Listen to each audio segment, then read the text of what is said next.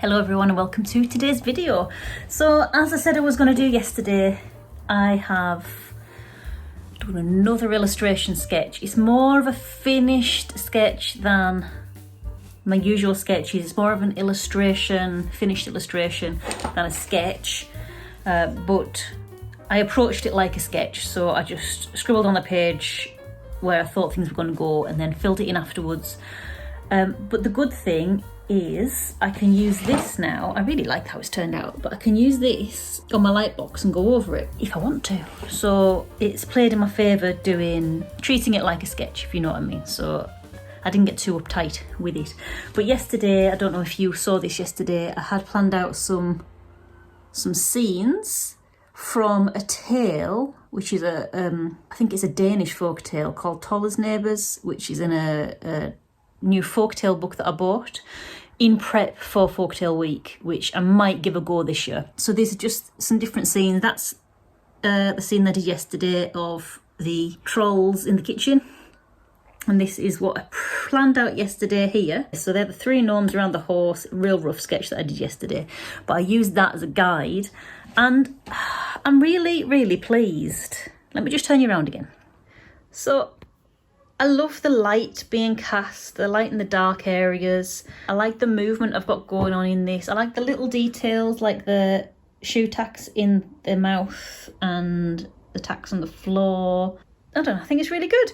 And also I like that the colour scheme kind of works with the other ones, the other sketches that I've done for the Folktale Week. So all of the illustrations that I've done based on the stories from my folktale book that I've just got, kind of all in the same colour scheme. So I'm pleased with that. This time I left, because I did a light sketch of what was going on in this scene. You can see the pencil marks underneath, around the hat there that I've had to rub out and stuff. Because I did that and I didn't have to go back in with white gouache or white Posca pen, this is a much neater scene. This one I blocked out the colour. This is what I did yesterday. I blocked out the colour and then I went over these things in a white gouache, but it's left this texture and it's a bit flaky. You see the texture there. I can't get rid of that texture because I went over in paint and then coloured over the paint in pencil.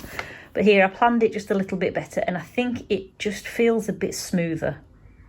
Feels a bit less rough. This feels like a well-rough sketch. This feels a bit more well-considered, while still retaining the, I don't know, the sketchiness, the life of a sketchbook. I'm pleased anyway.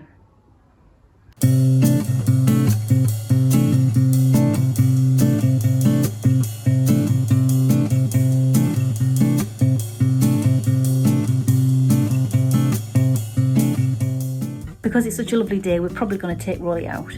But before I go out, I mean, you're going to come with me, obviously. But before we go, this is a really nice tip.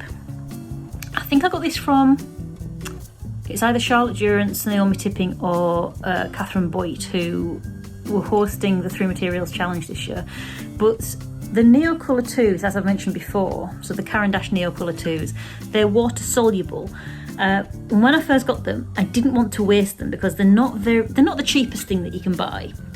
But one of those people suggested collecting the shavings and using them like watercolour. So what I do now, I use these little like jam marmalade pots and I shave them, I sharpen them into there, and then I use the lids as a little palette.